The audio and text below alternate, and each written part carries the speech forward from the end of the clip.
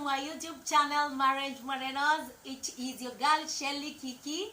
Thank you so much, guys, for joining me once again. Hata kama it is on your screen. Asanteni sana, the newbies, welcome. Karibuni, kindly subscribe, like, and share.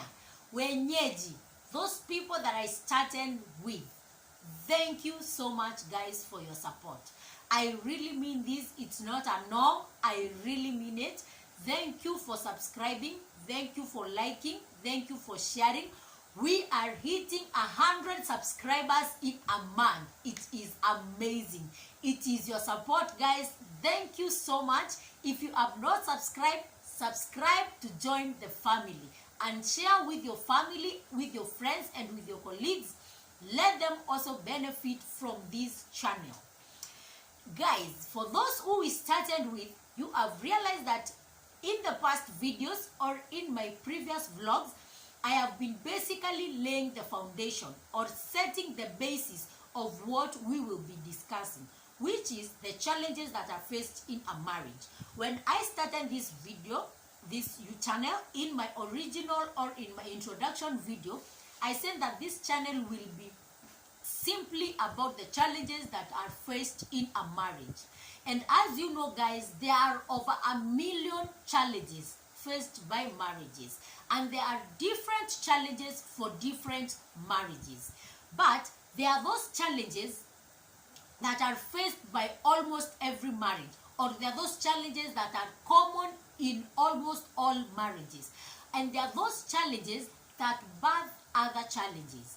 And after contemplating, guys, I resorted that I want to start by discussing those challenges that are common in almost every marriage and those challenges that result to other challenges. You get that there is one challenge that you can work on and it solves several other challenges, or it solves like all the other challenges. Yani, kama ile dawa ya Masai yaponya magonjwa yote. So, I decided to kick this off by starting to discuss communication.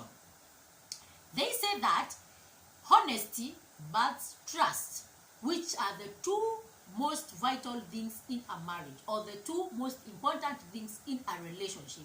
But I tend to think that communication is equally important, if not even more important. Why? It is in communication that you express your feelings, that you express your honesty, or you get to be honest with your partner, and that's how you build trust. Therefore, I believe that communication is equally important as trust and honesty. It's vital, and it's a topic, or it's a challenge that births other challenges. When there is miscommunication, there are arguments, there are misunderstandings, errands are not run well because there was simply miscommunication. Therefore, I have decided to kick off by discussing communication. But guys, communication is a broad topic. Especially in a marriage or in a relationship, communication is a very broad topic. So, today I will only be telling you the 6 ways to communicate effectively, or I will be enlightening you by giving you the 6 tips of how to communicate effectively or to communicate better in your marriage.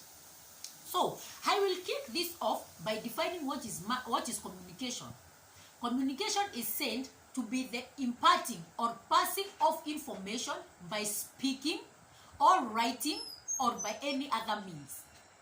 It is also defined as the means of communication, like a phone or a computer.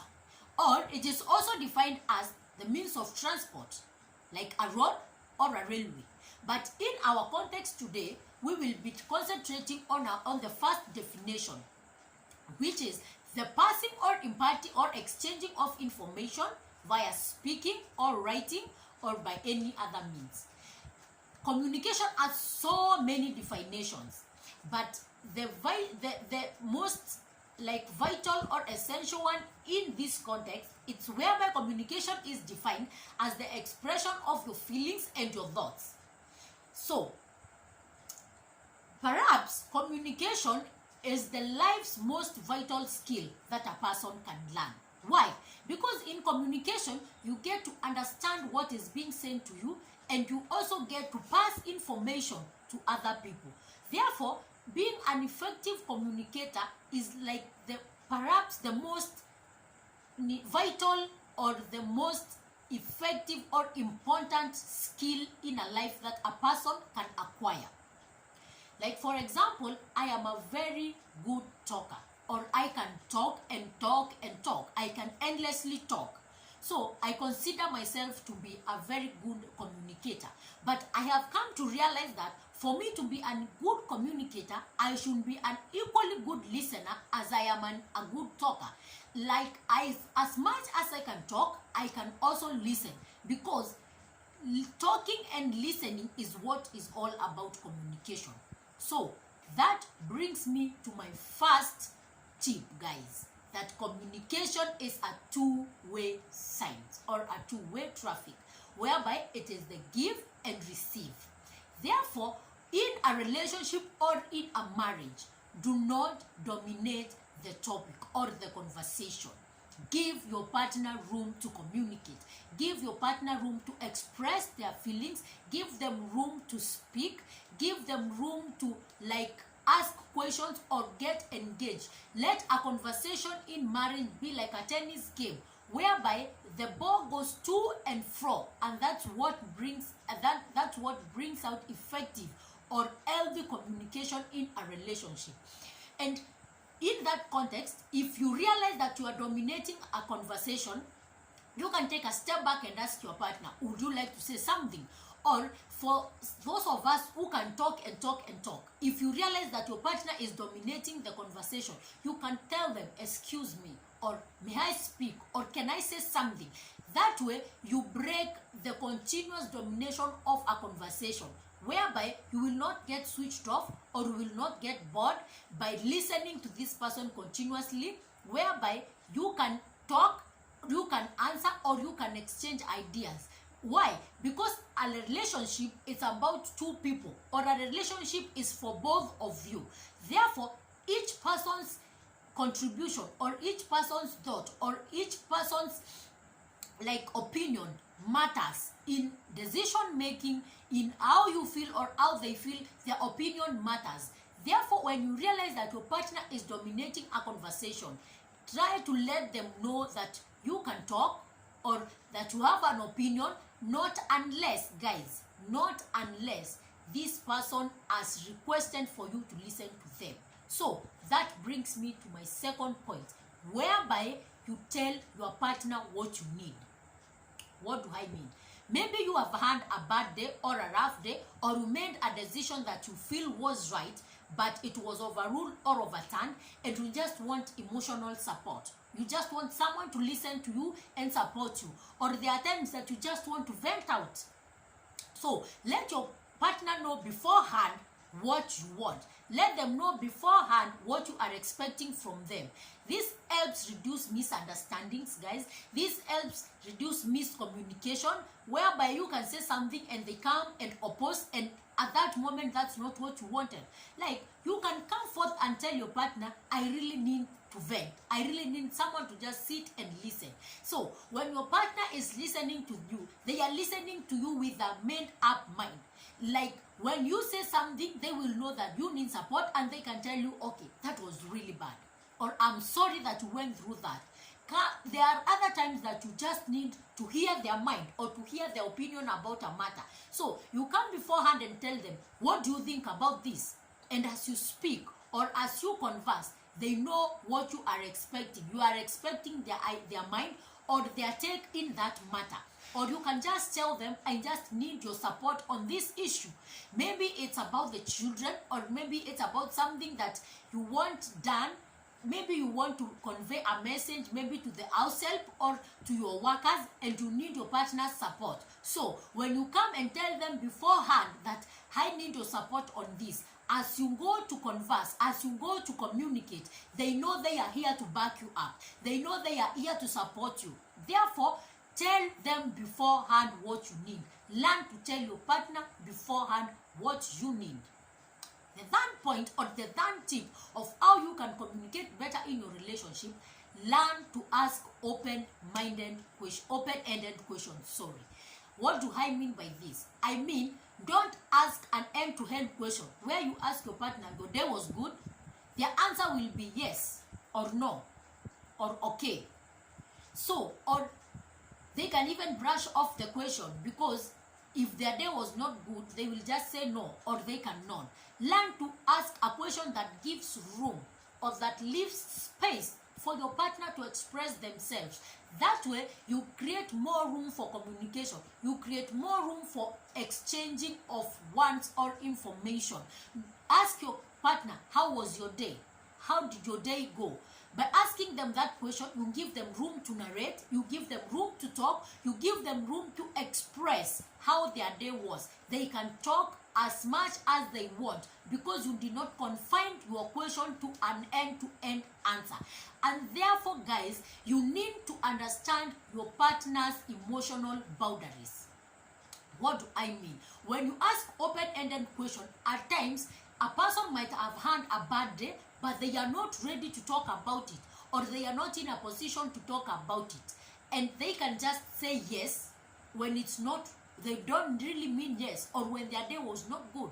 That brings me to my fourth point, which is learn to pick up the non-verbal cues, or learn to pick up just more than an answer, what is called the non-verbal cues, whereby someone can tell you, my day was good. You can ask them, how was your day? And they say good.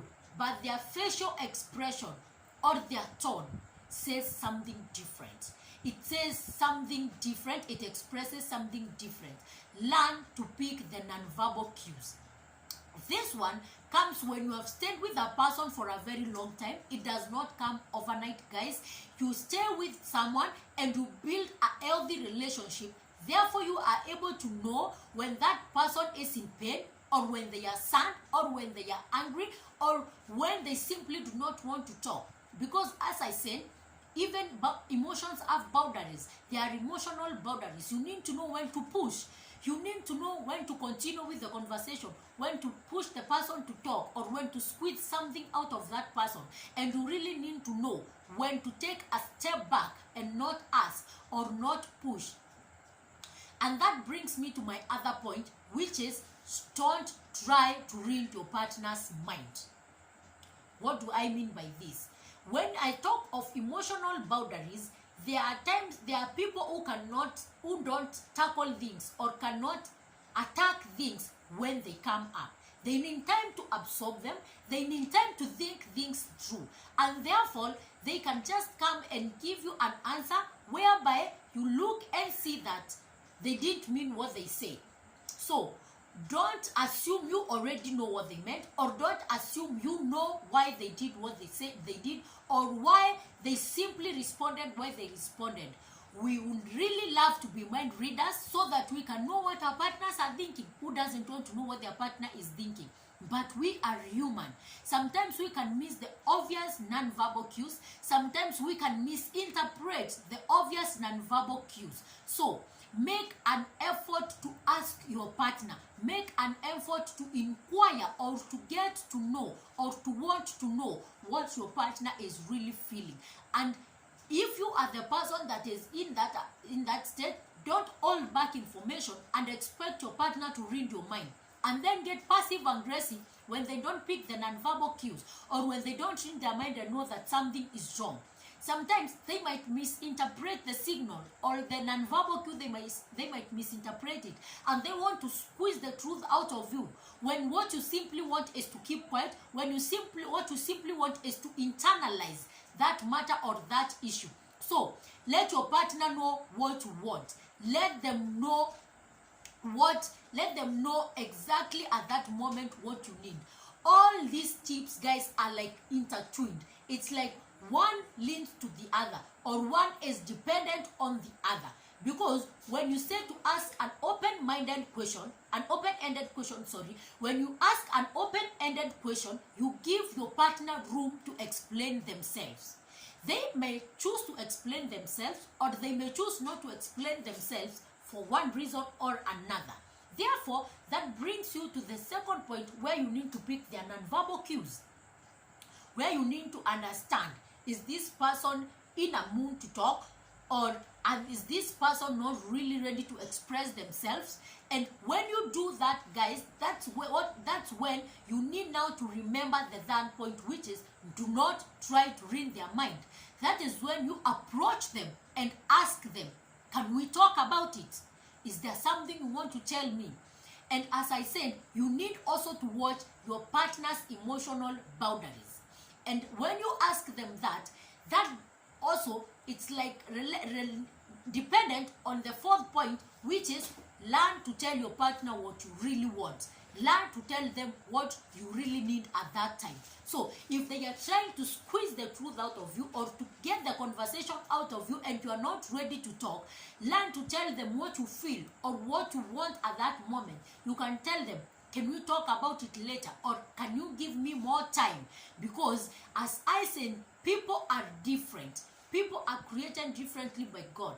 There are people who do not want to face an issue when they have not thought it through.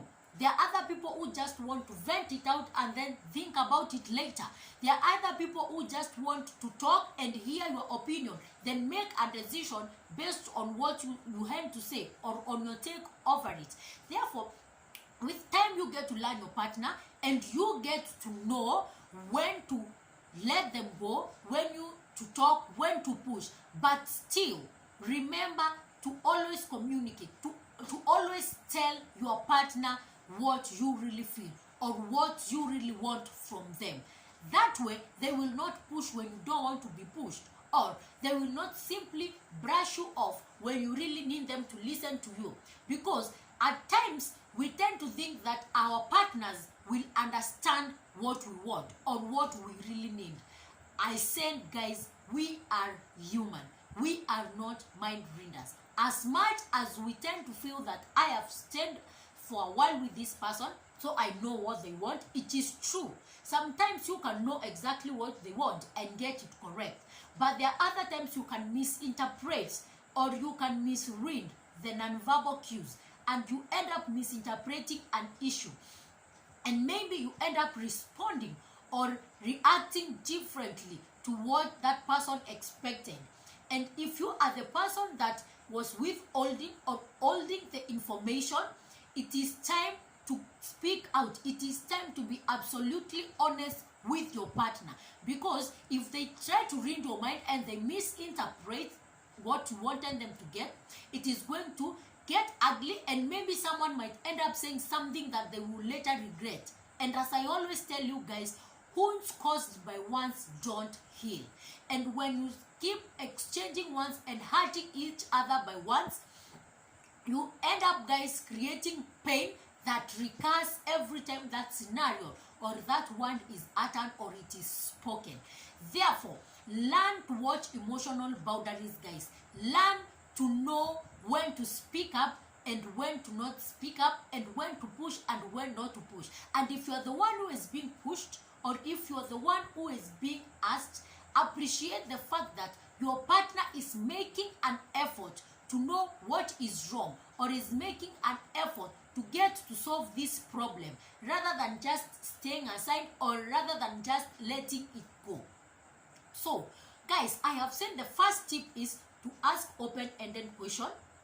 Then when you ask open-ended question, also learn to pick the non-verbal cues, which are very important, because when you listen to the tone or look at the body language of a person, it can speak volumes. It can say more than just the mere ones.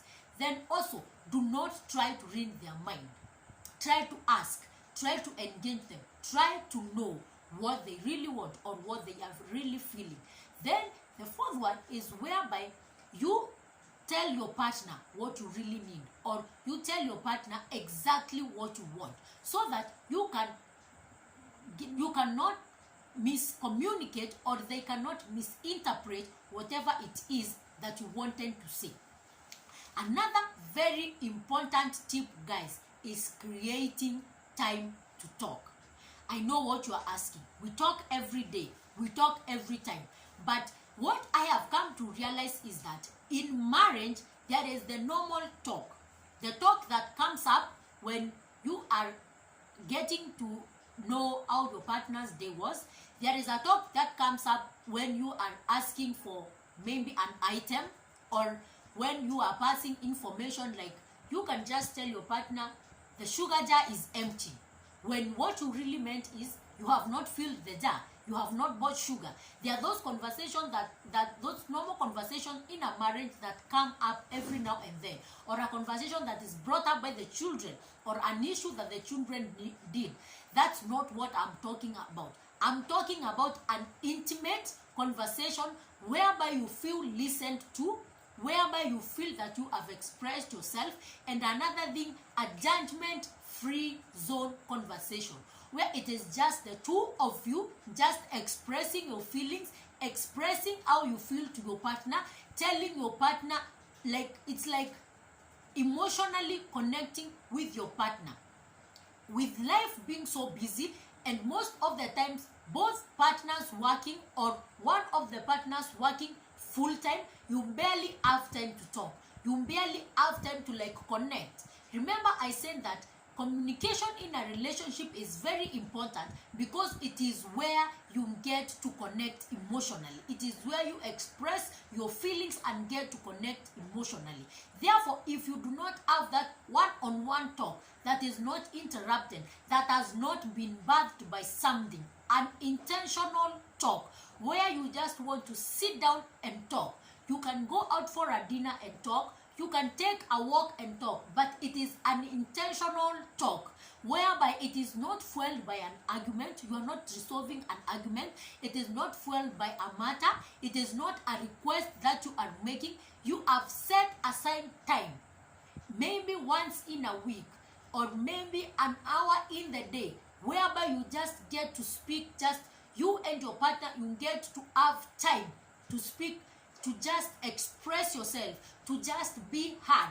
Because sometimes you can speak and you feel that you have not been heard. And someone told me that physical abuse or battering, the part of the brain that lights up when a person is struck or when a person is battered, it is the same part of the brain that lights up when a person is ignored by their loved one.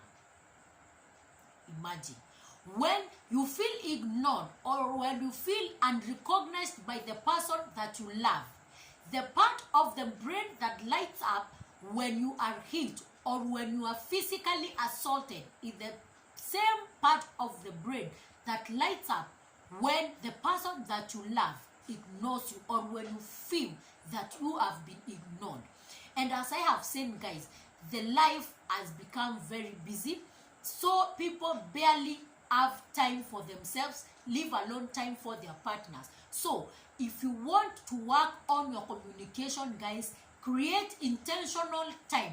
Create time where both of you can sit down and talk, where you are not coming to solve an issue, where you are not coming to discuss or to get into a continuation of something that you were talking in the morning and you had to rush to work and now it is time to finish it.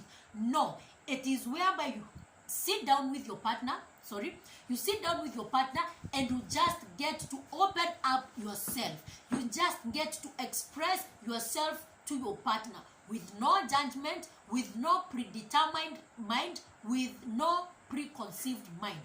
That brings me to my last point and my sixth point, which is, do not listen to your partner with a preconceived mind or with a preconceived outcome. What do I mean by this? Like I said before, sometimes someone can come, your partner can come to you and they just want to vent out, or they just want your support, and you already, because of a case or because of something that transpired before, you already have this notion or this idea of najua I know how this is going to end up. Ninajua anataka kuniambia nini, ama I know what he wants. Mostly as ladies, we have that mentality whereby when someone comes up to ask you about something or to talk to you about something, you think they want something in return, and you are like, ninajua anataka nini. Do not listen to your partner when you already have a preconceived outcome, or when your mind is already made up about that issue. Why? Because one, you will not listen. I have always said that you cannot really listen when you are doing anything else. You cannot really listen unless you are listening. You cannot listen and use your phone. You cannot listen and watch the television. You cannot listen and attend to your children. So, you can only listen when you are listening. When the face show or the eye contact is listening, when the body expression is listening, when your mind is listening, not when you already have a preconceived outcome.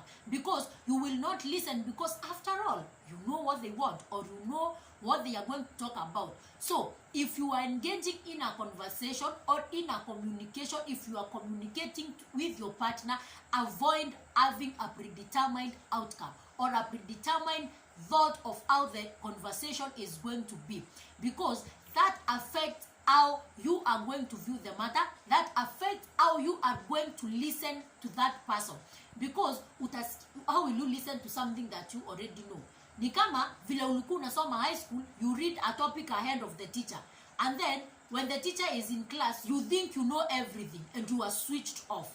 That is basically what happens when you already have a predetermined outcome about what your personal person, yeah, it's okay. When your person is going to talk to you, therefore you will not listen.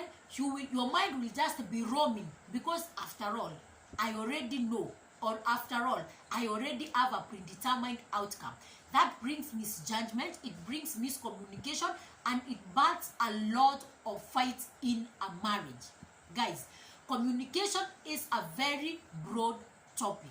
Today, I simply decided to start by highlighting the tips of communicating better.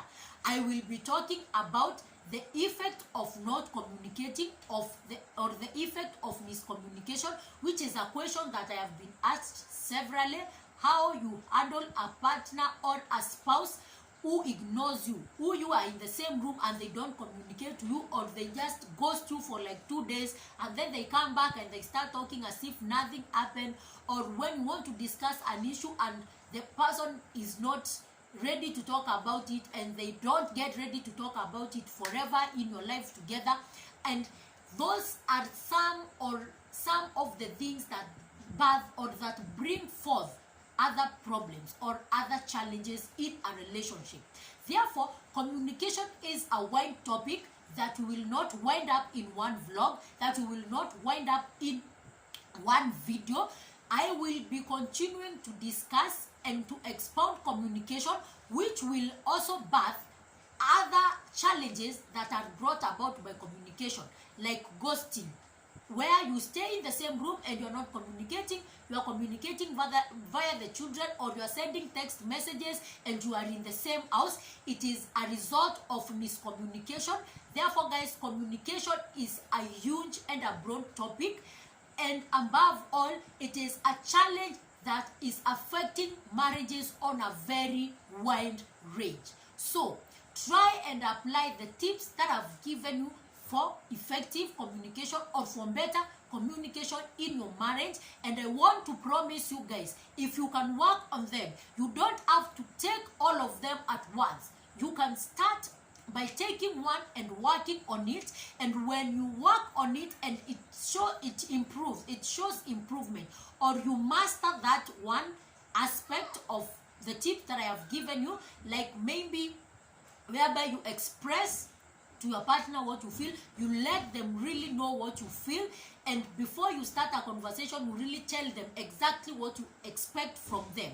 Then after that, you can move to the next tip, you can move to the next tip, and within no time, you will have built a healthy and a good communication between you and your spouse, which is the basis of a healthy relationship, which is the basis of a healthy marriage. When you are communicating effectively with your spouse, it saves you a lot of struggles. Mark my word, guys, you can take this to the bank. Most of the challenges that you are facing, the real problem is not the challenge. The real the Meru in me is coming out no matter how much I try. The real problem of the matter is that you are not communicating effectively. You are not communicating the issue, or the problem that you are facing is not being handled effectively. Therefore, the lack of communication or the miscommunication of the problem, that's a bigger problem, whereby first of all, the first challenge that you had is not solved because you have not communicated. And secondly, there are other challenges that come along, because like when you ghost each other in a relationship, you don't get to plan, or if there are plans that are underway, they are held on, because when there is no communication, there is practically nothing that can go on. You won't know how far you have gone. The other partner will not know, guys, how much you expect of them. Thank you so much, guys, for watching once again. Remember to leave me a comment down below. Tell me which is the greatest challenge you have been experiencing when communicating with your spouse, and what do you want us to handle next in basis of communication. Thank you so much, guys, for subscribing, and until we meet next time, ciao and God bless.